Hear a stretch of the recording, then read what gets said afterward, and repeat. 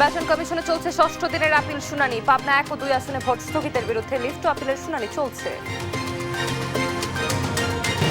হাওড় বিস্তৃত সুনামগঞ্জে বলছে নির্বাচনী হাওয়া, কর্মসংস্থানের সুযোগ চান ভোটাররা, চান পর্যটন সম্ভাবনা নিয়ে পরিকল্পনা।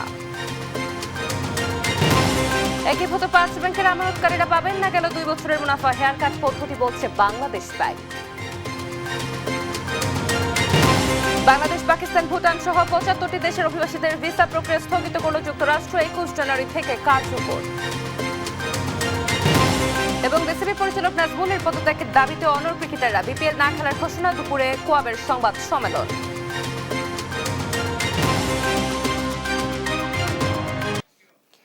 আমন্ত্রণ, সংবাদ দুপুরে শুনছিলেন সুপার বোর্ড সংবাদ শিরোনাম। আপনাদের সঙ্গে আছি আমি অতসী সেন।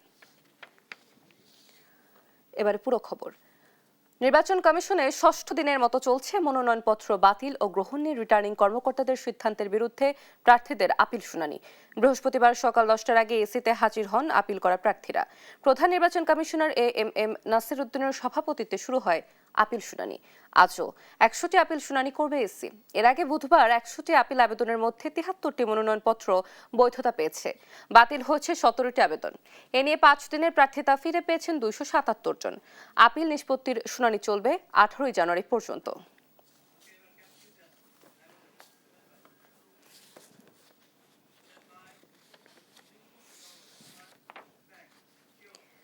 দর্শক, আপিল শুনানির খবর জানাতে সরাসরি যুক্ত হচ্ছেন সহকর্মী ইউসুফ ভুঁইয়া, নির্বাচন কমিশনে রয়েছেন তিনি। ইউসুফ, নিশ্চয়ই শুনতে পাচ্ছেন আমাকে। এ পর্যন্ত কতগুলো আবেদন নিষ্পত্তি হলো এবং কি বলছেন প্রার্থীরা, জানাবেন।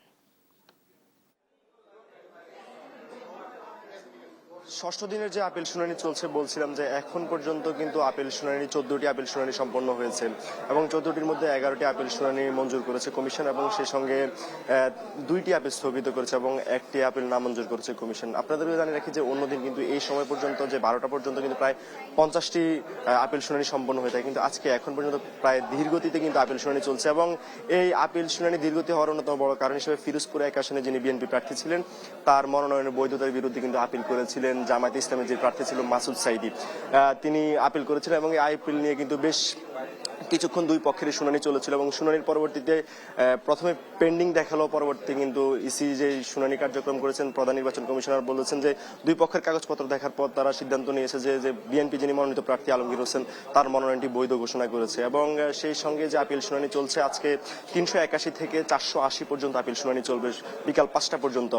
এবং এই আপিল শুনানির মধ্যে প্রার্থীরা কিন্তু বেশ কয়েকজন প্রার্থী আছে, কিন্তু দুপুরের পর থেকে যে প্রার্থীরা রয়েছে তার বেশিরভাগ প্রার্থী কিন্তু আপনার স্বতন্ত্র প্রার্থী হিসেবে বিবেচিত এবং এই প্রার্থীরা কয়েকজন স্বতন্ত্র প্রার্থী, কিছুক্ষণ আগে একজন প্রার্থী ছিলেন গণ অধিকার পরিষদে, তিনি অভিযোগ করেছিলেন যে রিটার্নিং কর্মকর্তারা আসলে যাচাই বাছাই ঠিকভাবে না করে আসলে তাদের প্রার্থিতা বাতিল করেছিলেন এবং এরকম অভিযোগ কিন্তু গত 5 দিন বিভিন্ন প্রার্থী করেছেন এবং আজকেও অনেক প্রার্থী এই অভিযোগটি করছেন।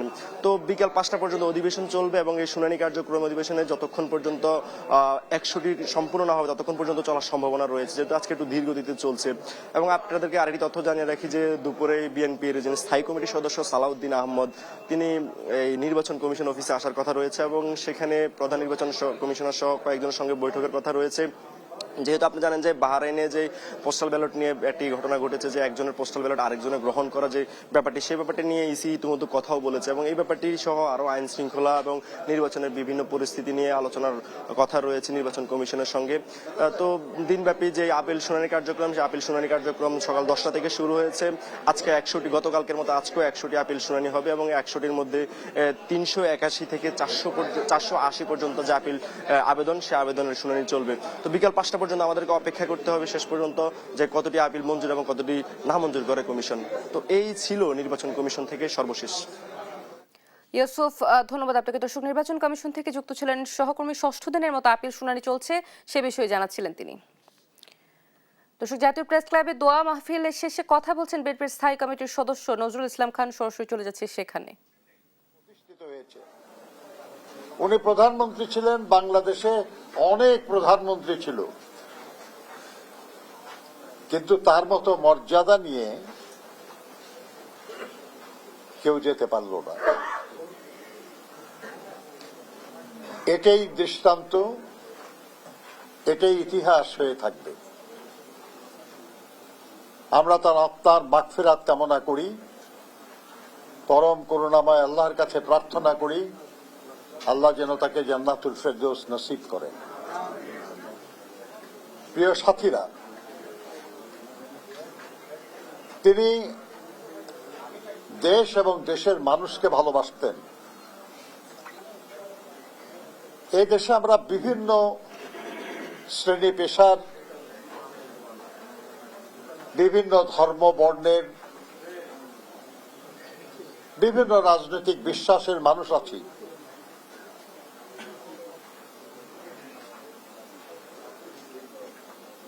দেশনেত্রী বেগম খালেদা জিয়া চেষ্টা করেছেন সবার জন্যই এমন কিছু করার যেটা শুধু সাময়িক স্বস্তি কিংবা সাময়িক সমাধানের বিষয় না হয়ে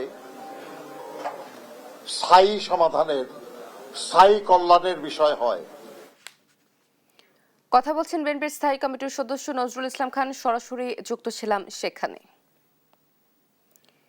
সীমানা জটিলতায় পাবনা 1 ও 2 আসনের জাতীয় সংসদ নির্বাচনের কার্যক্রম স্থগিত করে নির্বাচন কমিশনের সিদ্ধান্তের বিরুদ্ধে লিভ টু আপিলের শুনানি চলছে।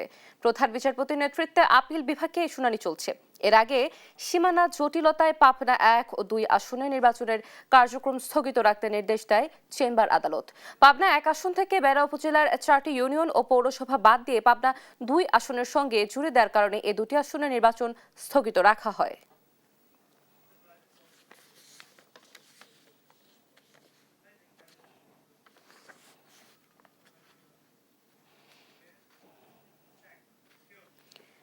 দর্শক, পাবনা 1 ও 2 আসনের নির্বাচন নিয়ে চলছে আপিল শুনানি। নিয়ে আরো জানাতে সরাসরি যুক্ত হচ্ছেন সহকর্মী সাবরিনা মজুমদার। সাবরিনা, শুনানি নিয়ে সবশেষ কি তথ্য আছে আপনার কাছে, বিস্তারিত জানাবেন। স্থগিত হওয়া পাবনা 1 ও 2 আসনের যে সংসদ নির্বাচন, সেই সংসদ নির্বাচন নিয়ে যে ইসি এর যে সিদ্ধান্তের বিরুদ্ধে যে লিভ টু আপিল দাঁড় করা হয়েছে, সেই লিভ টু আপিলের কিন্তু শুনানি এতক্ষণ চলছিল এবং পরবর্তীতেও আসলে শুনানি এখনো চলছে। তবে যেটি বলতে চাই যে 10টা থেকে এই শুনানি যখন শুরু হয় তখন সেখানে নির্বাচন কমিশনের পক্ষে যারা শুনানি করেছেন, অর্থাৎ ভারপ্রাপ্ত অ্যাটর্নি জেনারেল আরশাদুর রৌফ এবং অতিরিক্ত অ্যাটর্নি জেনারেল অনিকার হক, তারা শুনানি করেছেন এবং তারা যেটি প্রধান বিচারপতির যে বেঞ্চ, সেখানে যেটি তারা দাবি জানিয়েছেন বা তারা বলতে চেয়েছেন যে তারা আসলে নির্বাচন কমিশনের যে সিদ্ধান্ত, অর্থাৎ পাবনা 1 ও 2 আসনের নির্বাচন কার্যক্রম যে স্থগিত থাকবে তারা সেটি চাচ্ছেন। কারণ এই যেহেতু সীমানা কেন্দ্রিক জটিলতা, এই সীমানা কেন্দ্রিক জটিলতা যদি এখন সেইটার যদি সুরাহা করা হয়, তাহলে এই নির্বাচনের সামনে যেহেতু ব্যালট পেপার, নির্বাচনের যতটুকু কার্যক্রম আয়োজনে যা যা দরকার সেগুলো আসলে বিভিন্ন জেলায় জেলায় চলে গেছে, উপজেলায় চলে গেছে, যেহেতু নির্বাচনের কয়েকদিন বাকি, সেহেতু এই পাবনা 1 ও 2 আসনের সীমানা জটিলতা যে বিষয়টি, সেই বিষয়টি যদি এখন নিরসন করতে হয়, তাহলে সামনে যে ত্রয়োদশ জাতীয় সংসদ নির্বাচন, সেই নির্বাচনটি আসলে বন্ধ হতে পারে বা নির্বাচনের জটিলতা তৈরি হতে পারে। সেজন্য এই নির্বাচন কমিশনের পক্ষ থেকে যারা আছেন, যারা শুনানি করছেন, তারা এটি দাবি জানাচ্ছেন যে পাবনা 1 ও 2 আসনের যে নির্বাচন সেটি স্থগিতই থাকুক, ত্রয়োদশ জাতীয় সংসদ নির্বাচন হওয়ার পর এই যে জটিলতা, সেই জটিলতা আসলে নিরসন করা হোক। এর সাথে এখন পর্যন্ত আসলে যে বিএনপির পক্ষ থেকে বা পাবনা যে আসনে, সেখানে বিএনপির পক্ষ থেকে, জামাতের প্রার্থীর পক্ষ থেকে যারা আইনজীবীরা যারা আছেন, অর্থাৎ এমরান সিদ্দিকী যিনি আছেন জামাতের পক্ষ থেকে, বিএনপির পক্ষ থেকে যিনি আছেন সানজিব সিদ্দিকী, তারা কিন্তু এখনো শুনানি করেননি। শুনানির আগে আমরা যখন জানতে চাই তারা কি আসলে জানাতে চান, তারা বলছেন যে যেহেতু ত্রয়োদশ জাতীয় সংসদ নির্বাচন, সেহেতু নির্বাচনের আগে আসলে পাবনা 1 ও 2 আসনের যে সীমানা জটিলতা সংক্রান্ত ইস্যুটি, সেটি আসলে নিরসন করেই যাতে ত্রয়োদশ জাতীয় সংসদ নির্বাচনে আসলে পাবনা 1 ও 2 আসনের নির্বাচনটাও যাতে হোক। তো এখন পর্যন্ত আসলে যেহেতু ব্রেক ছিল আপিল বিভাগে, এখন আবার শুনানি শুরু হবে এবং এখনই আসলে জামাতের পক্ষ থেকে এবং বিএনপির পক্ষ থেকে কিন্তু শুনানি শুরু হবে। তো যখন আজকে শুনানি শেষ হওয়ার পর আসলে যদি আদালত মনে করেন যে আজকে আদেশ দেওয়া জরুরি, তাহলে আদালত আদেশ দিবেন, অথবা এরপরে আসলে তারিখ দিবেন যেদিন আসলে এই পাবনার যে স্থগিত হওয়ার যে বিষয়টি, সেটির আসলে ইস্যুটির কি শুরু হয় সেটা আসলে আমরা জানতে পারবো। তো এখন পর্যন্ত হাইকোর্ট থেকে এই ছিল সর্বশেষ খবর। অতসী। সাবরিনা, ধন্যবাদ আপনাকে। দর্শক, হাইকোর্ট থেকে যুক্ত ছিলেন সহকর্মী সাবরিনা মজুমদার। পাবনা 1 ও 2 আসনে স্থগিত হওয়া নির্বাচনের ইসির সিদ্ধান্তের বিরুদ্ধে যে আপিল শুনানি চলছে সে বিষয়ে জানাচ্ছিলেন তিনি। প্রধান উপদেষ্টা ডক্টর মোহাম্মদ ইউনূসের সঙ্গে বিকেলে বৈঠকে বসছেন বিএনপি চেয়ারম্যান তারেক রহমান। রাষ্ট্র অতিথি ভবন যমুনায় বৈঠক হওয়ার কথা রয়েছে। এ নিয়ে আরো জানাতে যুক্ত হচ্ছেন সহকর্মী জান্নাতুল মোহনা।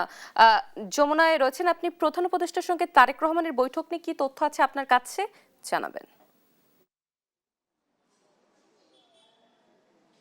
এই মুহূর্তে আমরা অবস্থান করছি গুলশানস্থ বিএনপি চেয়ারপারসনের কার্যালয়ের সামনে এবং আপনি যেমনটা জানতে চেয়েছেন যে আজ সন্ধ্যায় প্রধান উপদেষ্টা ডক্টর মোহাম্মদ ইউনূসের সঙ্গে বিএনপি চেয়ারপারসন জনাব তারেক রহমানের যে বৈঠকটি অনুষ্ঠিত হবার কথা রয়েছে সেই বৈঠকটি অনুষ্ঠিত নিয়ে আমরা যে তথ্যটি এখানে এসে জানতে পেরেছি তা হচ্ছে যে যে বৈঠকটি অনুষ্ঠিত হবে সেখানে বিএনপি চেয়ারপারসন তারেক রহমানের তার সঙ্গে বিএনপির অন্যান্য নেতাকর্মীরাও থাকতে পারেন বলে আমরা শুনেছি। এছাড়া আপনারা জানেন যে এর আগে গত বছরে প্রধান উপদেষ্টা ডক্টর মোহাম্মদ ইউনূস যখন লন্ডন সফরে যান সেই সময়ে তারেক রহমানের সঙ্গে তার প্রথম একটি বৈঠক অনুষ্ঠিত হয় এবং সেই সময় কিন্তু নির্ধারণ করা হয় যে ফেব্রুয়ারির প্রথমার্ধে নির্বাচন অনুষ্ঠিত হবে এবং এরপর জনাব তারেক রহমান যখন বাংলাদেশের মাটিতে পা রাখেন বা বাংলাদেশের মাটিতে পা রেখে তিনি প্রধান উপদেষ্টাকে ফোন দেন বিমানবন্দরের লাউঞ্জে বসে এবং প্রধান উপদেষ্টাকে ধন্যবাদ জ্ঞাপন করেন নিরাপত্তা নিশ্চিত করার জন্য।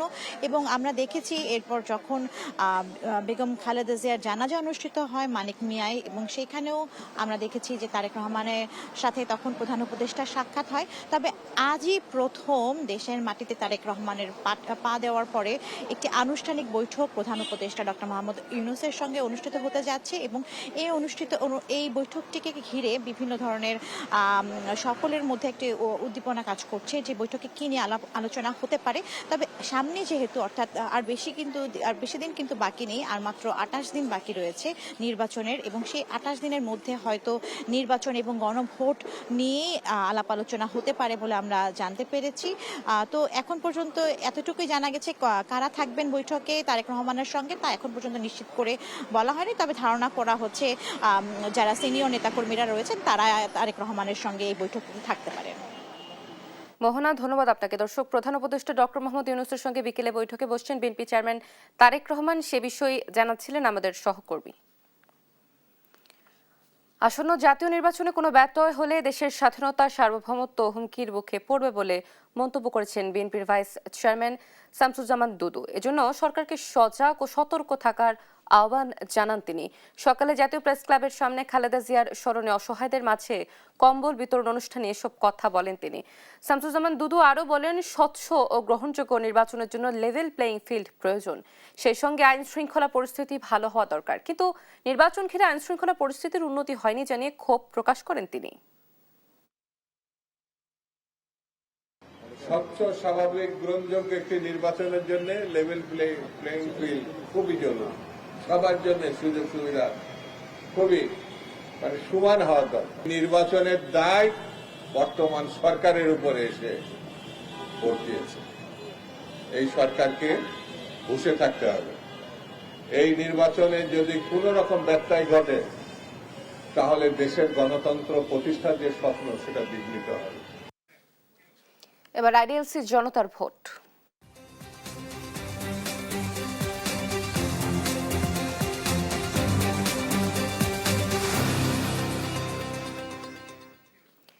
হাওর বেষ্টিত অপরূপ সৌন্দর্যের জেলা সুনামগঞ্জ। সৌন্দর্যের আড়ালে লুকিয়ে আছে জীবনের কঠিন বাস্তবতা। বছরে প্রায় 6 মাস কাজ আর 6 মাস বেকারত্বে চলে এখানকার জীবনচক্র। এ অঞ্চলে নেই ভারী কোনো শিল্প প্রতিষ্ঠান। পর্যটনের অপার সম্ভাবনা থাকলেও আজও নেওয়া হয়নি সঠিক কোনো পরিকল্পনা। ত্রয়োদশ সংসদ নির্বাচন সামনে রেখে সুনামগঞ্জ জেলার ভোটার চাওয়া পাওয়ার কথা জানাচ্ছেন সহকর্মী রিয়াজ সেজান। পাহাড় আর হাওরের সৌন্দর্য বেষ্টিত জেলা সুনামগঞ্জ। এই প্রকৃতি আর সংস্কৃতির ভূমিতেই জন্ম নিয়েছে হাসন রাজা ও বাউল সম্রাট শাহ আব্দুল করিমের মতো সাধকেরা। কিন্তু অপরূপ সৌন্দর্যের আড়ালে এখানকার মানুষের জীবনের বাস্তবতা বেশ কঠিন। বছরের 6 মাস এখানকার মানুষের সময় কাটে কৃষি কাজ করে, কিন্তু ফসলের ন্যায্য দাম পান না তারা। আছে পাহাড়ি ঢলের আগাম বন্যার আতঙ্ক। অন্যদিকে বছরের বাকি 6 মাস চারিদিকে অথই পানি, হাওরের মাছ ধরেই কাটে জীবন। এখানে গড়ে ওঠেনি ভারী কোনো শিল্প প্রতিষ্ঠান, ফলে কর্মসংস্থান এই অঞ্চলের অন্যতম সংকট। প্রশান্তির মাঝে আছি, কিন্তু কাম কাজ নাই। কর্মটা দিয়ে ঠিক মতো পাওয়া যায় যথেষ্ট। এখানকার তরুণ ভোটাররা বলছেন এখানে নেই উচ্চতর শিক্ষা প্রতিষ্ঠান, রাস্তাঘাট অবকাঠামো বেশ নাজুক, আছে প্রয়োজনীয় চিকিৎসার অভাবও। স্কুল কলেজ এগুলা আর উন্নত করুক। খুব বাঙ্গা, ব্রিজটা ঝুঁকিপূর্ণ আছে। জেলার সদর হাসপাতালের অবস্থা বেশ নাজুক, প্রয়োজনীয় লোকবল নেই। এখানে প্রাথমিক চিকিৎসার বাইরে বাড়তি চিকিৎসার প্রয়োজন হলে যেতে হয় বিভাগীয় জেলা সিলেটে। একটা ওষুধ নেই, তারপর ভালো ডক্টর নেই। এলাকার জনগণ গরিব, তারা যেন দ্রুত চিকিৎসা পায়। হাওরের স্বচ্ছ বালি পাথর এখানকার আরেক প্রাকৃতিক সম্পদ, কিন্তু ক্রমাগত উত্তোলন হয়ে উঠছে পরিবেশের জন্য মারাত্মক ক্ষতির কারণ। পর্যটন এখানে আরেক সম্ভাবনাময় খাত হলেও এখানে নেই সরকারের কোনো দৃষ্টি, ফলে গড়ে ওঠেনি তেমন কোনো অবকাঠামো। আমাদের রাস্তাঘাটটি ঠিক হয়, এই যে এত টুরিস্ট আসে আমাদের এখানে। প্রার্থীরা বলছেন এই অঞ্চলের মানুষের জীবনমান উন্নয়নে কাজ করবেন তারা। দেশের মান উন্নয়ন করতে হলে শিক্ষা, চিকিৎসা গুরুত্ব দিতে হবে। জনাব তারেক রহমানের হাতকে শক্তিশালী করার জন্য আমরা সকলে মিলে কাজ করব। মানসম্মত কোনো চিকিৎসা আমাদের সুনামগঞ্জে হচ্ছে না। তরুণদের জন্য আরো শিক্ষা প্রতিষ্ঠান থাকা দরকার। এবার জেলার মোট ভোটার সংখ্যা 20,17,203 জন, পুরুষ ভোটার 10,23,307 জন, নারী ভোটার 9,93,873 জন, তৃতীয় লিঙ্গের ভোটার আছে 26 জন। তরুণ বা প্রথম ভোটারদের এই অঞ্চলের গেম চেঞ্জার হিসেবে দেখা হচ্ছে। হাওড়ার পাহাড়ের মেলবন্ধনের এমন দৃশ্য বাংলাদেশের আর কোনো জেলায় চোখে পড়বে না। ফলে ক্রমাগতভাবে পর্যটন শিল্প বাড়ছে সুনামগঞ্জে, কিন্তু অপরিকল্পিত পর্যটন এখানে যেমন প্রকৃতি নষ্ট করছে, তেমনি ক্রমাগত বালু আর পাথরের উত্তোলন নষ্ট করছে পরিবেশের ভারসাম্য। এত সব সমস্যার সমাধানের পাশাপাশি সুনামগঞ্জবাসী বলছে শিক্ষা, স্বাস্থ্য আর কর্মসংস্থান বাড়ানোর কথা। রিয়াজ সাজান, দেশ টিভি, সুনামগঞ্জ।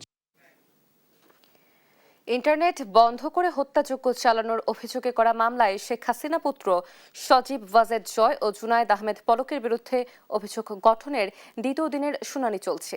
এর আগে বুধবার আন্তর্জাতিক অপরাধ ট্রাইব্যুনাল 1-এ প্রথম দিনের শুনানি করে প্রসিকিউশন।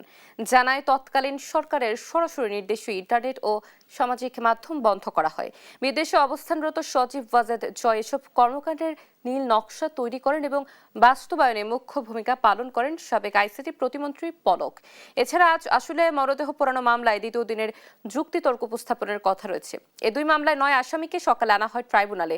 এছাড়া মানবতা বিরোধী অপরাধের আরও 4 মামলায় মেয়র আতিক, আব্দুর রহমান বদি সহ 18 জনকে হাজির করা হয় আদালতে। এসব মামলায় তদন্ত প্রতিবেদন দাখিলের সময় চাইতে পারে প্রসিকিউশন।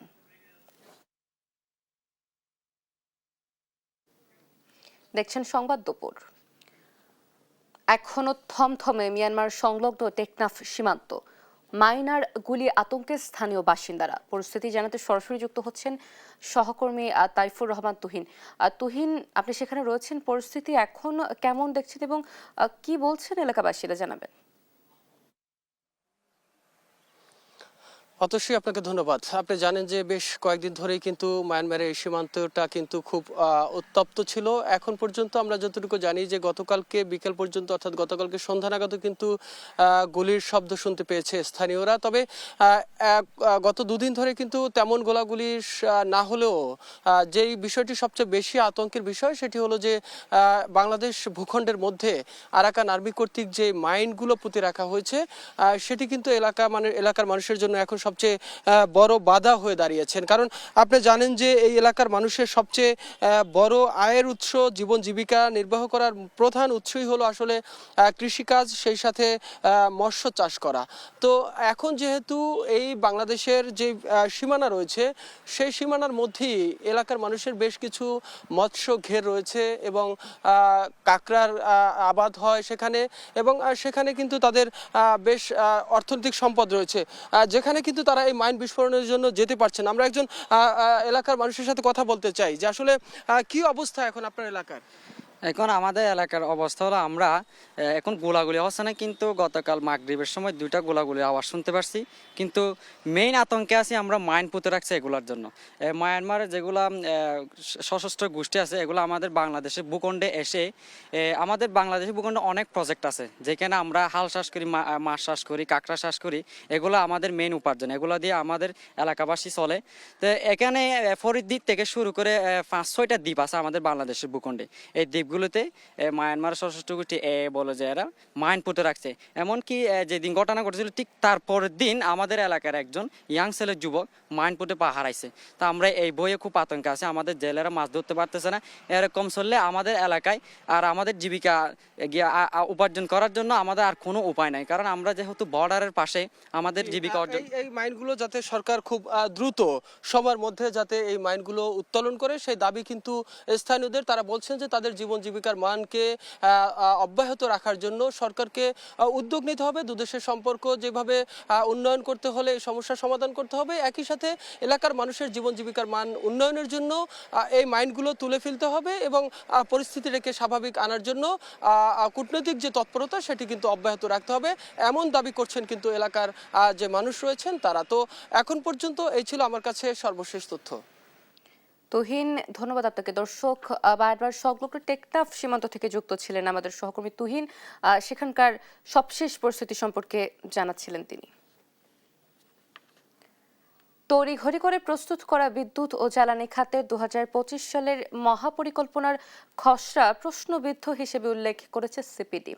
সংস্থাটি জানিয়েছে এটি কোনো দেশ বা কাউকে সন্তুষ্ট করার উদ্দেশ্য নেয় কিনা তা স্পষ্ট নয়। সিপিডি জানিয়েছে বিদ্যুৎ ও জ্বালানি খাতে প্রস্তাবিত মহাপরিকল্পনা 2040 সালের মধ্যে নবায়নযোগ্য জ্বালানিতে রূপান্তরের লক্ষ্যের সঙ্গে সাংঘর্ষিক। এছাড়া নেপাল ও ভুটান থেকে সাশ্রয়ী দামে বিদ্যুৎ আমদানি করার সম্ভাবনাকে সম্পূর্ণভাবে উপেক্ষা করা হয়েছে। তাদের মতে 2050 সালের জন্য 59,351 মেগাওয়াট বিদ্যুৎ চাহিদার প্রাক্কলন বাস্তবসম্মত নয়, কারণ 2040 সালের মধ্যেই সর্বোচ্চ চাহিদা হতে পারে প্রায় 30,000 মেগাওয়াট। দশককাল ধরে সিপিডি পাওয়ার এনার্জি সেক্টর নিয়ে কাজ করছে এবং বিগত সরকারের সময় আপনারা জানেন যে কি ধরনের বৈষম্যমূলক পরিস্থিতির ভিতরে সিপিডিকে কাজ করতে হয়েছে এবং এই সরকারের সময়ও কিছুটা সহযোগিতা নিয়েও আমরা কাজ করছিলাম। সেরকম একটা প্রেক্ষাপটে এরকম জ্বালানি এবং বিদ্যুৎ খাতের মহাপরিকল্পনার খসড়া দাঁড়িয়ে গেছে, সিপিডি জানে না, এটা সিপিডির জন্য এক ধরনের বিব্রতকর পরিস্থিতি।